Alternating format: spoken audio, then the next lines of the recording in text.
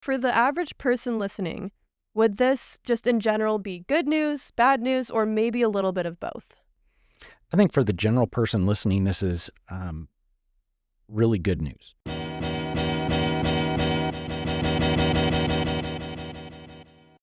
Welcome back to the Ask Anthem podcast, where we talk taxes, business strategies, and everything you need to stay ahead financially. There's been a lot of buzz lately about the newly signed Big Beautiful Bill. It's massive, it's complex, and it's going to impact individuals, families, and businesses in a large way. Today, we're breaking it all down with someone who knows this inside and out, Andrew Bertz, CPA, partner here at Anthem Strategists. We'll talk about what's in the bill, who it really helps, what risks it creates, and most importantly, what you need to do right now to prepare. So, just starting off with the basics, Andrew, everyone keeps hearing the Big Beautiful Bill. But what exactly is it? In simple terms, what has just changed? Well, I think most importantly is what it prevents from changing. The Big Beautiful Bill is really just another tax reform act, just like the Tax Cut and Job Act was in 2017. And a lot of those provisions from 2017 were set to expire here at the end of 25. And so it's almost as much or more potentially that some of those things are being prevented from expiring, and being a number of them are being made permanent, that really are the key pieces to help everyday taxpayers. I think that it's one of those things where people don't even realize exactly how much this prevented change from, because they'll never see it. It's not like we hit a year where we went back and everybody screamed because they paid way more in taxes and then this came out. They don't see that. But it was pretty important. The tax brackets and the changes in that would have hit everything from the 12-15% bracket, which is where that first split happened. And that's at just a few, like $30,000, $40,000 of income. So it really does, it wasn't just high income earners that would have been affected by that change in bracket. So that's pretty important. There are some, additional changes and things that are new or kind of not just, extending what already was. Gotcha. And so for the average person listening, would this just in general be good news, bad news, or maybe a little bit of both? I think for the general person listening, this is really good news. I think it's what we all were expecting to happen, but there was no guarantee that it would. Everybody kind of said, oh, they're not going to let the tax brackets go back to the way they were, but there was no guarantee that that was going to happen. Congress oftentimes can't agree with itself. And so, from that perspective, if it had been allowed to go back, I don't think there would have been very many people that appreciated that. For sure. And if we had to get a little bit more practical and detailed, what are the top 5 changes that you would list that matter most for individuals and families right now? Yeah, I think that, as I've said before, the brackets are the big one. They also extended the state and local tax deduction up to $40,000 for a little while, at least for a few years. They also made permanent the new standard deduction, which is the higher amount. They got rid of the personal exemption. All of these are things that were part of the 2017, and now they're just kind of making them more permanent. They did add for seniors, they did add an additional kind of quasi-personal exemption for them of $6,000. So that'll be more than they've historically gotten in terms of an increased deduction there for that. Those are kind of the main ones. Gotcha. And then would you say that there's someone here or who really benefits the most here? So who benefits the most and who might need to be cautious? I think most everybody benefits to some extent. There's certainly those that benefit more. There's the no tax on tips part of it and the overtime piece. It'll be interesting to see how the regulations come out about overtime as it relates to those people on salary, because that's a lot of people that work overtime on salary, so that employers don't have to pay the time and a half and whatnot. But how does that then affect them, the taxpayers, being able to get a break for that increased kind of salary they get because they are going to work overtime? So I don't know that that'll come out, but that would be somebody, kind of a group of people that may not really get a lot of benefit from that portion of this. If you're on salary at this point, unless they come out with some regulations that give us some flexibility there, it doesn't look like there's going to be a whole lot of benefit for you in that. Right. Yeah, that'll be interesting to see what changes there and if it even does for some people. And then if we had to shift gears to business owners, what might a small business owner or an entrepreneur know about this bill? Well, I think the key piece of this bill is a couple of things. One is it brought back the 100% bonus depreciation, making that, I'm going to say, quasi-permanent, because another tax bill can obviously always change that. Also significantly increased the limits on the Section 179, which both of those are accelerated depreciation. So when you purchase a piece of equipment or something like that, you're allowed to expense it in the year you purchased it. That had been phasing out over the last couple of years. And so to bring that back to 100% and then to provide some stability in the sense that we know it'll be there for years in the future is certainly something that will allow business owners to be able to realize the benefit of building up their equipment or repairing equipment right away. For sure. And then, for example, let's say I own a business. What's the first thing that I should be doing right now?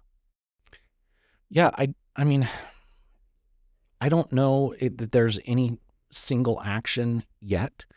I think there's a few things. One is I think we're be waiting to see kind of how the SALT limitations on the personal changes, what some states may or may not do with the whole pass-through entity tax piece of that, which has been an interesting way states have gotten around that. We'll see if that continues and what the value is there. But I think that I guess the one thing I could say is that if somebody's been trying to decide if they're going to invest in updated equipment or that sort of thing, this just gave them the green light to get a tax deduction now versus, before this was signed in, they would have gotten 60% now, and the other 40 would have had to been taken out over time. So it certainly gives us the ability to tell clients in the planning season coming up here, hey, if you go buy some equipment, replace a vehicle, that sort of thing, we're going to be able to deduct that all this year. And that wasn't the case before this bill. Gotcha. So there's obviously a lot to unpack here in terms of action steps to take right now.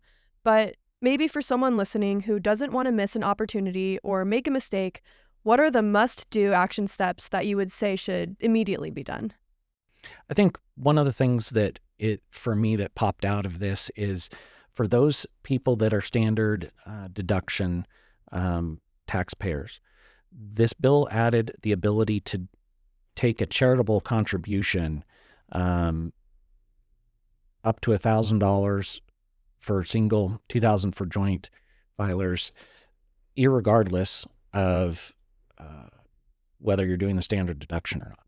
And so from that perspective, I think that's one thing that if you've been charitably inclined and now you can do so and have some tax deduction for it as well. So that to me is one thing that, you can do anytime, and now you get some benefit for it.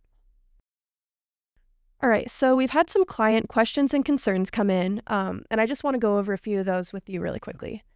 The first one being, do I still get a deduction if I don't itemize? I mean, you still get a deduction. That's what the standard deduction is. But this bill added a little bit to that, specifically in the sense of the charitable contributions that we were just talking about. Couple of things you don't get is that the prior to 2017, like salespeople and employees that had out-of-pocket expenses were able to deduct some of that if they itemized. That's gone away completely. So whether you itemize or not, that's now canned for good. the mortgage interest on the itemized side of things is being now kept at the $750,000.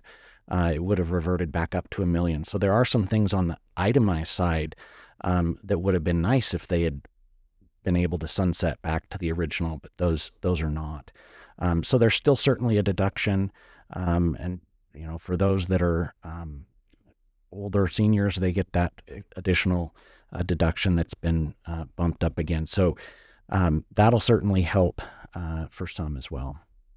Okay, gotcha. And then we had another client wondering how this bill will affect their business cash flow.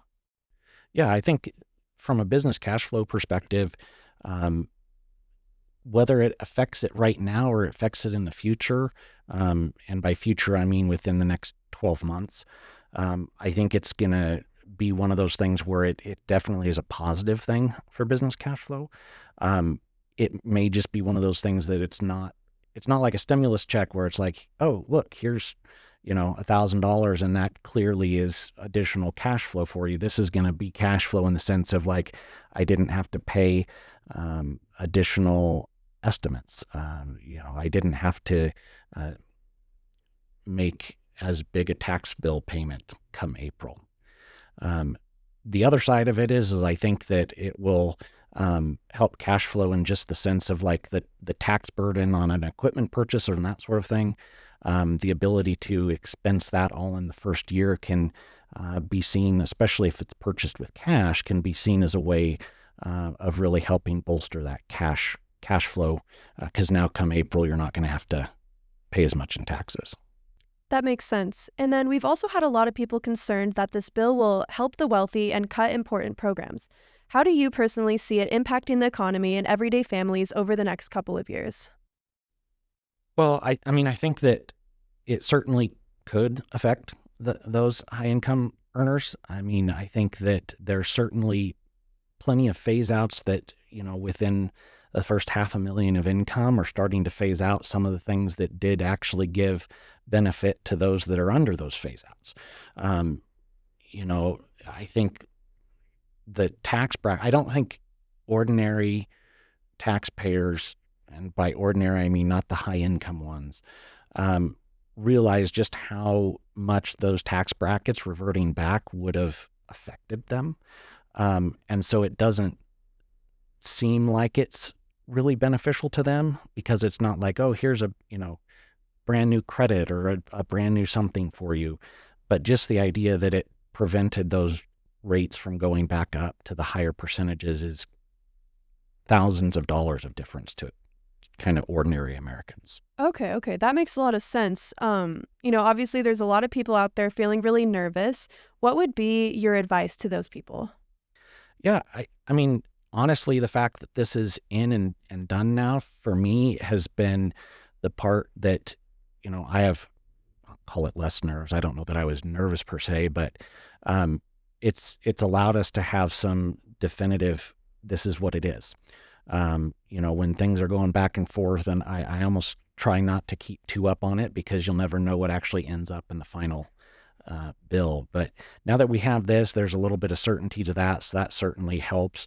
And honestly, if somebody at this point with the bill having passed is uncertain about how it's going to affect them, or are nervous about it, that's when they need to reach out, because every person's situation is different.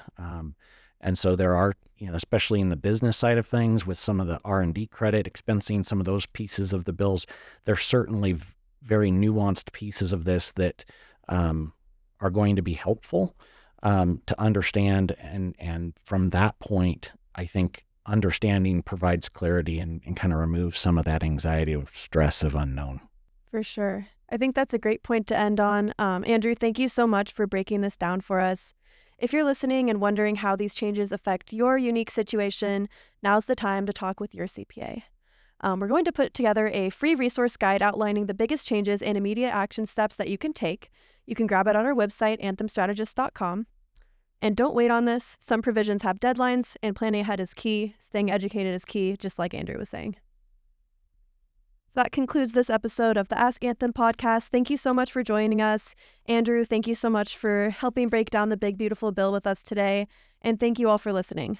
Make sure to subscribe to Ask Anthem for more insights on taxes, strategy, and how to stay ahead of the curve.